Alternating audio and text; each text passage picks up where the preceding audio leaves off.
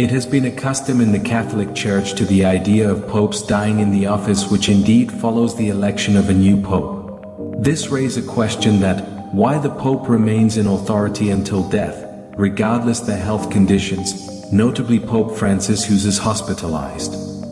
In the past, popes generally served until their death, and it was indeed customary for a pope to remain in office for life. However, this changed significantly with the resignation of Pope Benedict XVI in 2013, which was the first papal resignation in almost 600 years. The history of the papacy is a fascinating journey through time, marked by significant events and transformations. The papacy, the office held by the Pope as the head of the Catholic Church, traces its origins back to Saint Peter, who is considered the first pope. Over the centuries, the role and influence of the papacy have evolved, shaped by various historical and political contexts. In the early centuries of Christianity, many of Peter's successors as bishops of Rome were obscure figures who often faced persecution and martyrdom. The papacy began to gain temporal power during the time of Constantine and the fall of the Western Roman Empire. This period marked a significant shift in the role of the papacy, as it transitioned from a purely spiritual authority to one with considerable political and secular influence. One of the key events that contributed to this shift was the donation of Pepin in 751 AD. Pepin the Short, the king of the Franks, defeated the Lombards and granted the lands of the Duchy of Rome, as well as other territories, to the papacy. This act, known as the donation of Pepin, marked the true beginning of the Papal States. The Papal States were a series of territories in central Italy that were under the direct sovereign rule of the Pope. The temporal power of the papacy continued to grow over the centuries. The popes exercised both spiritual and secular authority, ruling over the Papal States and engaging in political and military affairs. This dual role of the Pope as both a spiritual leader and a temporal ruler was a defining characteristic of the medieval papacy. The temporal power of the papacy reached its peak during the High Middle Ages, particularly under the reign of Pope Innocent III, 1198 to 1216. Pope Innocent III asserted the Pope's authority over secular rulers and played a significant role in European politics. He claimed that the Pope had the right to intervene in the affairs of kings and emperors, further solidifying the papacy's temporal power. However, the temporal power of the papacy began to decline in the late Middle Ages and the Renaissance.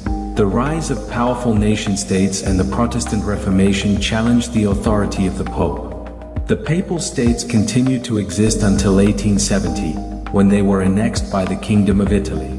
The Lateran Treaty of 1929 established Vatican City as an independent city-state, where the Holy See currently exercises temporal powers.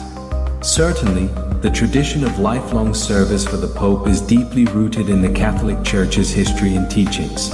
When a Pope is elected, he typically serves until his death, symbolizing a commitment to the Church and its faithful.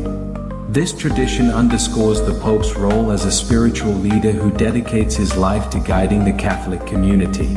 Canon law, which is the set of rules and regulations developed by ecclesiastical authority, the Church leadership, primarily governs the Catholic Church. One of the key aspects of canon law is its provisions regarding the papacy. According to canon law, the Pope holds supreme authority within the Catholic Church. This authority is generally understood to be lifelong, meaning that the Pope remains in office until his death. This tradition is rooted in the belief that the Pope, as the successor to Saint Peter, is called to serve for life. However, there is also a provision in canon law that allows for the resignation of a pope. This is outlined in Canon 332 Section 2 of the Code of Canon Law, which states, "If it happens that the Roman pontiff resigns his office, it is required for validity that the resignation is made freely and properly manifested, but not that it is accepted by anyone." While papal resignations are extremely rare, they are not without precedent. The most recent example is Pope Benedict XVI, who resigned in 2013 citing advanced age and declining health.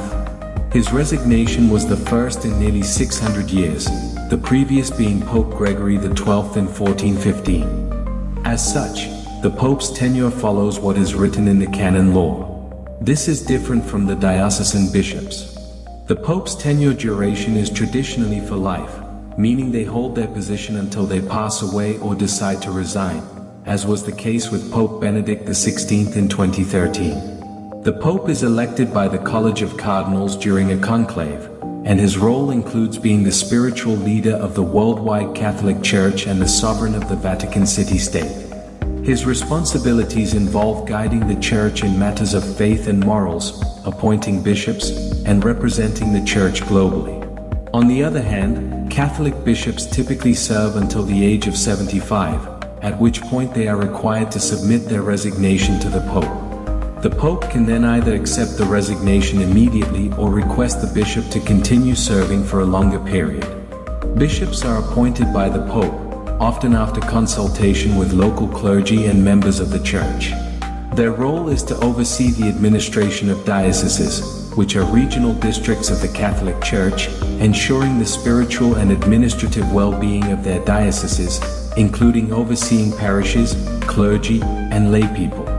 When comparing the tenure lengths, popes generally serve for life, while bishops are expected to retire at 75, with possible extensions. The selection process for popes involves an election by the College of Cardinals, whereas bishops are appointed by the Pope. The Pope's influence is global as he leads the entire Catholic Church, while bishops have a regional focus, overseeing their specific dioceses. Both the Pope and Catholic bishops hold significant leadership roles within the Church, but their responsibilities, selection processes, and tenure durations differ, reflecting their distinct positions within the hierarchy of the Catholic Church.